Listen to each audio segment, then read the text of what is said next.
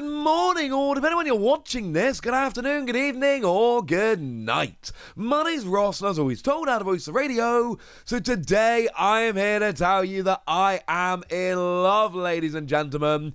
We have finally gotten, it's been a while since Scarlet and Violet actually released. It's been almost 14 months since Scarlet and Violet released, and I now finally have an answer for you. I like the Ancient Pokemon. I am all in on the Ancient Pokemon. And Cyber, Judge, and Wild Force in Japan, which of course, as we know, are going to be coming out as Temporal Forces over here. They've gone and revealed some new Pokemon. Some new Ancient Pokemon. And, I'm in love, ladies and gentlemen. I am absolutely in love. These are awesome. And some of you who have been watching this channel for a while now are going to look at these cards and go, oh yeah, no, that's right up Wassie's alley. Wassie was always going to love these. And let's start off with Roaring Moon. And look, I know we've had a Roaring Moon for a while now, okay? We had Roaring Moon in Paradox Rift, and that Roaring Moon, the EX in Paradox Rift, is a very good card. It can get an automatic one-hit KO on anything.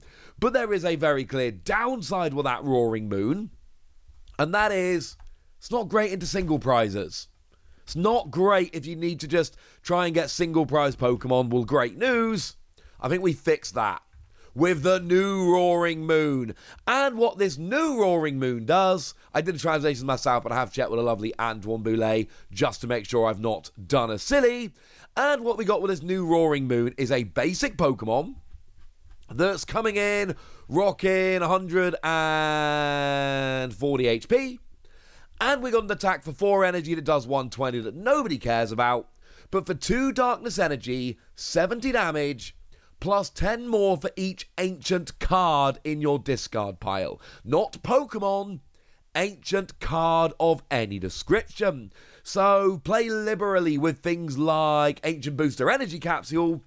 And when they go away, hey, that's an extra 10 damage. And you're starting off with 70 for 2 energy, which on a basic is actually not terrible. Mostly because of the energy acceleration, we'll get there in a minute. But then this can ramp up. And I'll be honest with you, trying to ramp this up to like 300 plus to get big EXs, it's going to be borderline impossible. But we've got the EX.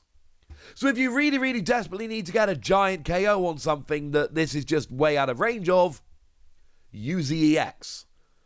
And then come back to this one. And I adore this. I absolutely adore it. And of course, I mentioned energy acceleration a moment ago. Don't forget that we've got Professor Sada's Vitality, which is fun, right? Because it will accelerate energy to this. You only need to accelerate 1 energy to this. Well, this will accelerate an energy to this and something else. And will let you draw 3 cards. And then, of course, at that point, Professor Sada's Vitality is in your discard pile because you just played it. So that's an extra 10 damage you're doing with Roaring Moon. And then, of course, we know we're getting a rotation. But you know what card is not rotating out? Dark Patch. So you've got item-based energy acceleration as well.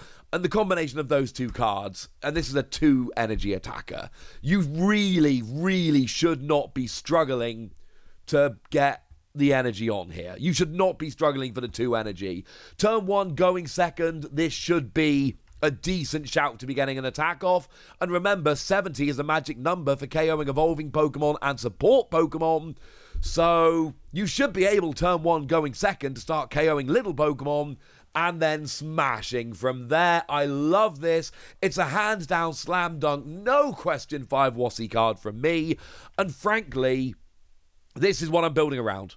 It's a basic Pokemon with really good energy acceleration, and it's got other good Pokemon to play with it. I mean, come on, ladies and gentlemen. This is it. For me, this is perfect. And as a fun little side note, remember when we saw Shiny Treasures EX? And we saw the new Great Tusk EX.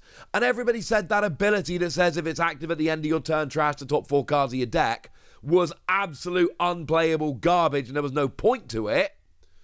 I mean, I'm still not arguing it's good, all right? I'm not arguing you always want to do it. But I am arguing that if you've got a Pokemon that wants to have a bunch of ancient cards in the discard pile, then getting some discarding early doors with Great Tusk EX can actually be a genuinely good thing. Now, the other one that really makes me excited here is Koraidon. As a fun little side note, Koraidon's artwork here is done by T0, who did do the amazing trio of special illustration rare Ancient Pokémon that I showed you, I want to say yesterday, including Raging Bolt, which may be my favourite artwork for the Scarlet and Violet block so far. And you know what? If you're playing an Ancient deck, T0's about to be your new best friend. Now, free energy, but one of them's fire, and it goes through any effects on your opponent's active Pokemon. And that's actually not a terrible attack, because it means if your opponent's trying to block you, yeah. But it uses fire energy, and I'm not going to combat that with any other. And that's the thing, if you look at the other Ancient Pokemon that we're getting excited about playing, fire isn't really it. So, yeah. I'm not really loving this one. I do love the idea that you can go through anything, and having an option to go through anything is really good, but I think that fire energy and the fact that it's free energy, that is doing it. It's not good. And I know you can get the energy in the discard and then accelerate it with Professor Sada's Vitality, which is lovely, and then do that over and over again, but generally speaking, fire energy, like this is the first Ancient Pokemon we've seen that needs fire energy, put it that way. There we go. But I love the first attack here.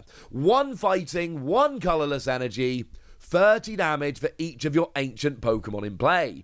And you know how I said that Roaring Moon had a really good turn 1 attack? This has a good turn 1 attack. Because all you need is Professor Sada's Vitality. And then if you've got a full bench, 180. It is 30 for each of your Ancient Pokemon in play, so it will count your active here. Now, I'm also well aware that Ancient Pokemon, we don't have much Pokemon draw. We don't have any Pokemon draw in Ancient. To be fair, we got Raging Bolt, which is an attack, discard your hand and draw 6. But we often, most players will have something on their bench which will allow you to draw some cards. So Radiant Greninja springs to mind because you get to discard an energy card. It's then in the discard to accelerate with stuff like Professor Sada, and you draw cards as well. So you're not often going to want to get 6 Ancient Pokemon out is where I'm going here. It is a possibility for a turn 1 going second 180. You need 6 Pokemon and a Professor Sada, and you only need to get 1 energy with the Sada. Realistically here is going to be more like 120, maybe 150.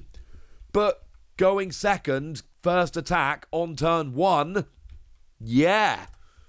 That sounds all right by me. We are getting very, very aggressive in these Ancient decks moving forward. I love it. Not to mention that you are a fighting Pokemon here. So, against like Koraidon decks, for instance, which are still absolutely good and viable and doing well all over the place, this is going to be hilarious against Koraidon decks. Unless they start teching against it, which they're probably going to have to, because this seems kind of awesome. Arceus decks have been having a little bit of a resurgence lately. So look, against single prizes, anything you're hitting for weakness and in the early game, this and Roaring Moon for what it's worth, really good early game attackers or anything hitting for weakness. I'm again giving this 5 Wassies. The combination of these 2 cards, these 2 pair of cards, this 1 pair of 2 cards, they are the reason I'm looking at this going, should have picked Scarlet. I mean, I played through both games, don't get me wrong, but I played through Violet first. Should have picked Scarlet.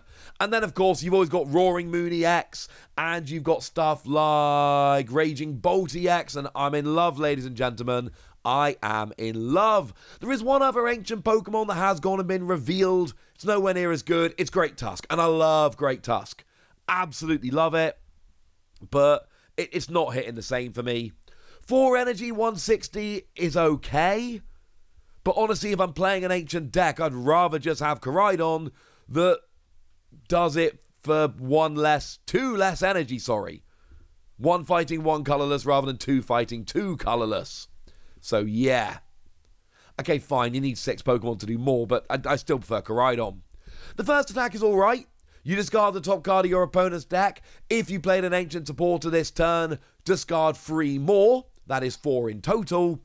And actually, I like this as an occasional tech. I don't like this as the basis for your deck, but I love this as a kind of, my opponent's got 6 cards in deck and 1 energy.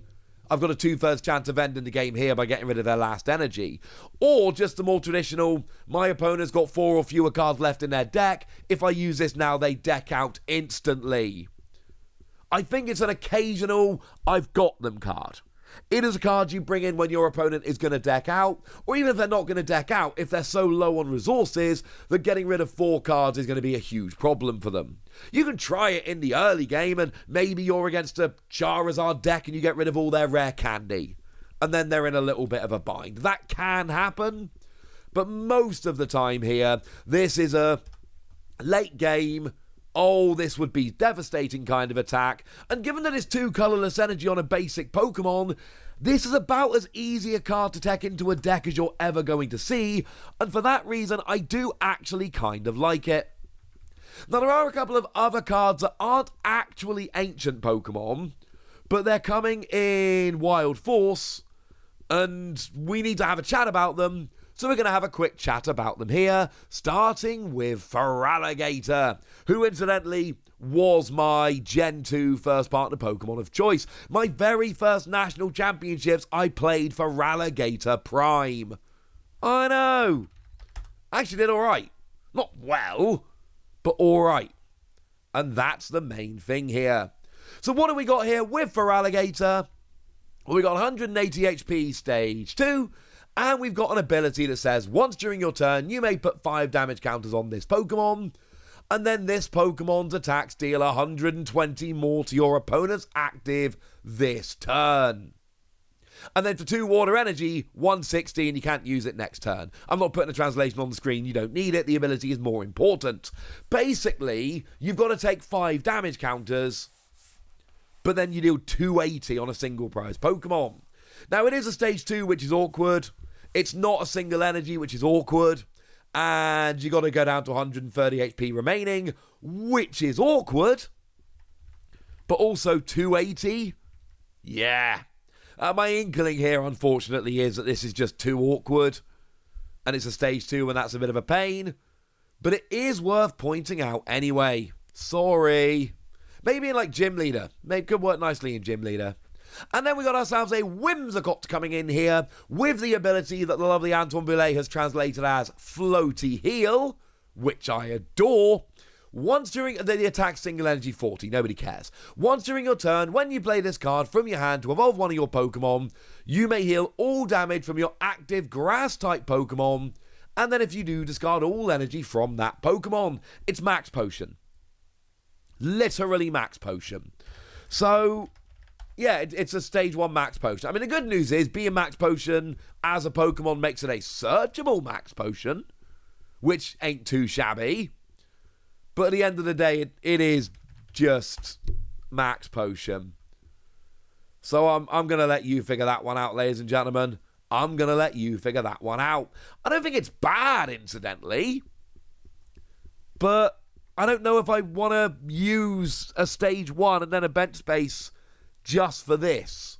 And actually, while we're here, and I suppose this is probably an important point we do need to mention, who's playing grass Pokemon right now? Not sure anyone's really playing grass Pokemon right now. Certainly this set, pre-rotation, as in the format the West is playing in right now, grass Pokemon are just an afterthought, honestly. There was an Arceus Superior that somehow managed to get top 32 in Portland, which was kind of fun. But, yeah, that's the best I can say there. So, I don't know, I'm not... Free Wassies, fine, let's go for that. I didn't score for Alligator, let's call that the same. These aren't bad cards, and I don't think these are absolutely garbage, unplayable cards. I just don't see where they fit in the metagame as it stands at the moment.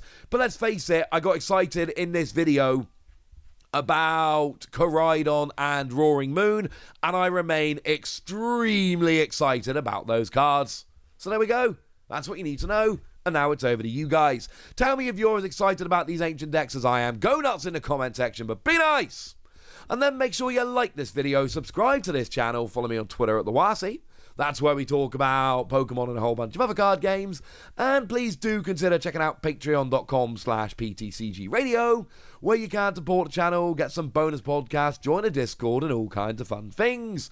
And get shout-outs on the channel, like the lovely Uber MX, who's been a supporter of us for a while now and seems to be a very lovely person. So shout out to them for the support and the loveliness. But by far the most important thing, as always, look after yourselves till next time, would ya? Thank you very much for watching. My name's Ross, and you've been watching PTCG Radio.